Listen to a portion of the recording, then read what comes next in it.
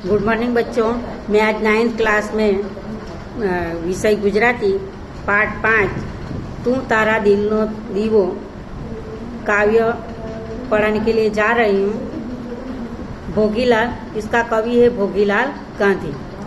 उसका जन्म 26/1/1911। भोगीलाल गांधी का जन्म 26/1/1911 में हुआ था।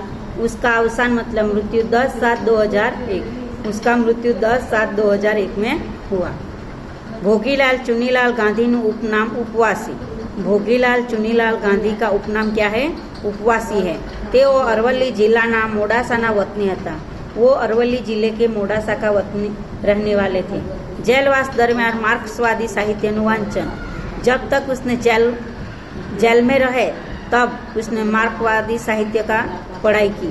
તેમણે ગુજરાત પ્રગતિશીલ લેખક મંડળનું સંચાલન અને વિશ્વ માનવ માસિકનું સંપાદન દીર્ઘકાળ સુધી કર્યું।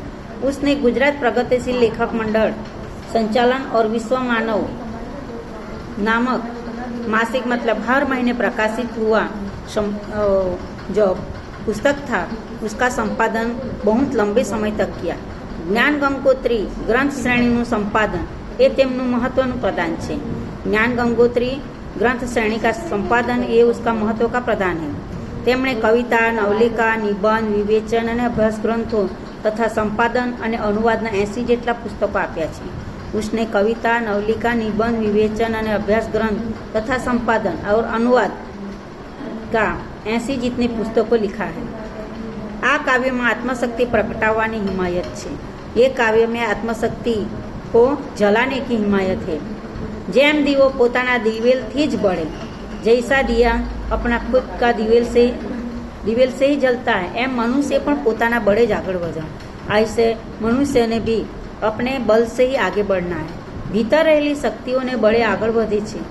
जो अंदर रही हुई शक्तियों का बल से वो आगे बढ़ती है। तेज साचो प्रकाश पाथरी सके छे। वो ही सच्चा प्रकाश दे सकता है।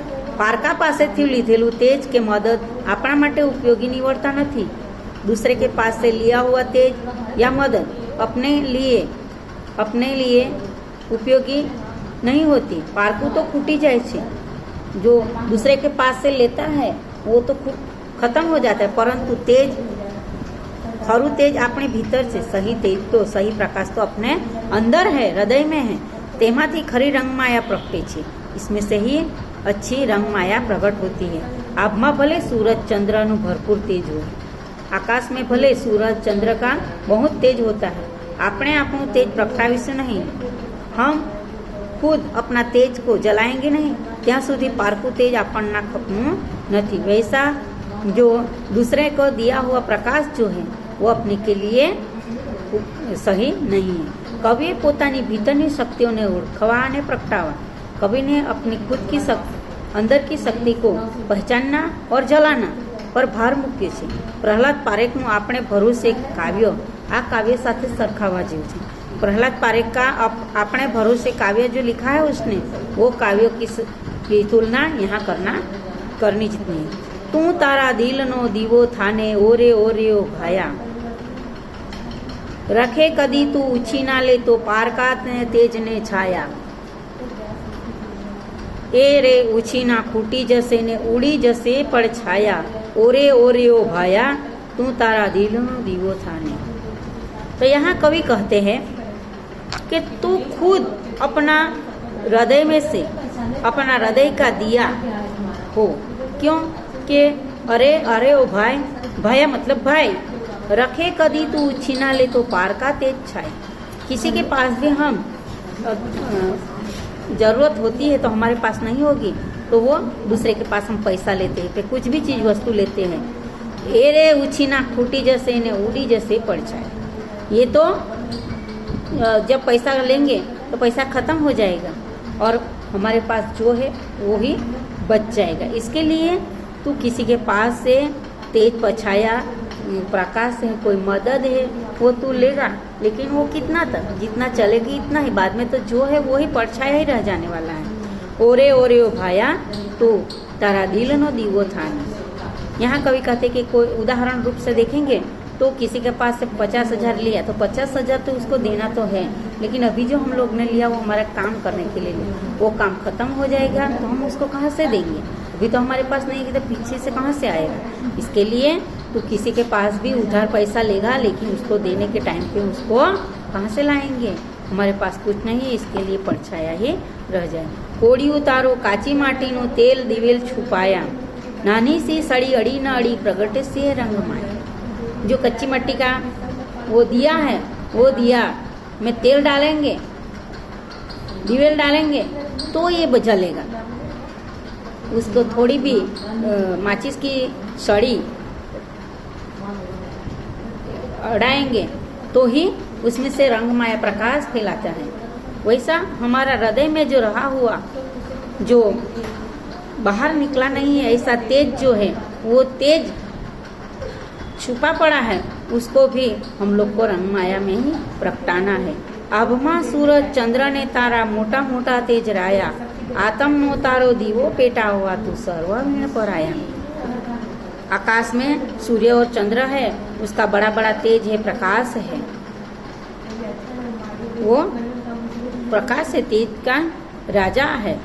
हमारा आत्मा का दिया नहीं जलेगा तो तेरे लिए सभी चीज को, सभी को पराया है, दूसरे का है, हमारे पास कुछ नहीं है।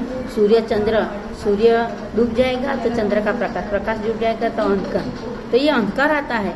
ऐसा इसके लिए कवि ये काव्य में कहते हैं कि अपनी शक्ति को पहचानने के लिए, उसको जलाने के लिए वो भार रखते हैं कि जो अपने पास है उससे ही चलाना चाहिए, दूसरे के पास से मदद मांगनी चाहिए नहीं। हमारा आत्मा का दिया जलाकर हम सभी तेज को दूसरे का है ऐसा सोचकर हमारा जो है उसमें ही संतोष मानना चाहिए। ओरे ओरे ओ भाया तू तारा दिल नो दीवो थाने। इसके लिए यहाँ कहा गया है काव्य में कि भाई तू तेरा दिल का दीवा बन, तेरा दिल का दिया है उसको जला, दूसरे का नहीं। दूसरे लोग तो बहुत कुछ देंगे, लेकिन हम लोग को भी उसको देने के लिए कुछ चाहिए। इसके लिए यहाँ ये काव्य खत्म होता है। शब्द समझती देखें।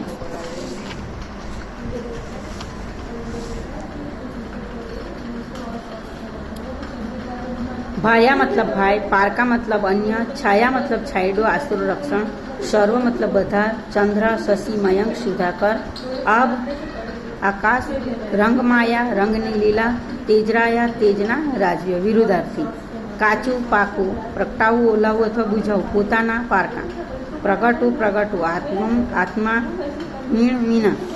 આત્માના દીવા પાસે કોનું તેજ પરાયું લાગે છે? સૂર્યચંદ્ર તારા, અગ્નિતારા ગ્રહ, દીવા સૂર્યગ્રહ કે સૂર્ય દીવો ગ્રહ। આત્માના દીવા પાસે કોનું તેજ પરાયું લાગે છે? સૂર્યચંદ્ર અને તારા।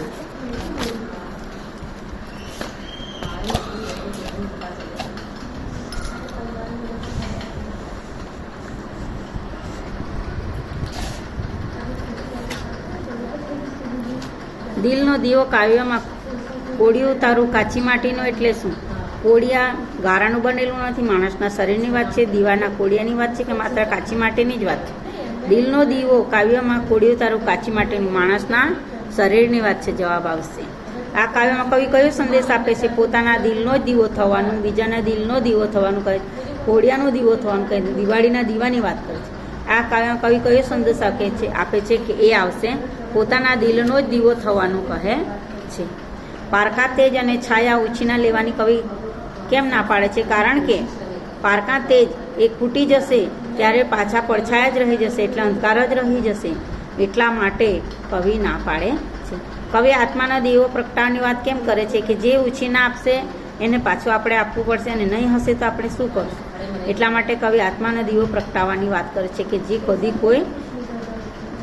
કદી પણ ફૂટી શકશે નહીં અને આપણને હિંમત મળશે। માણસમાં રહેલી અસીમ શક્યતાઓને આ કાવ્યના આધારે વ્યક્ત કરો। એ પ્રશ્નોના જવાબ તમારે લખી લેવા। ગુડ મોર્નિંગ બચ્ચો, ધન્યવાદ।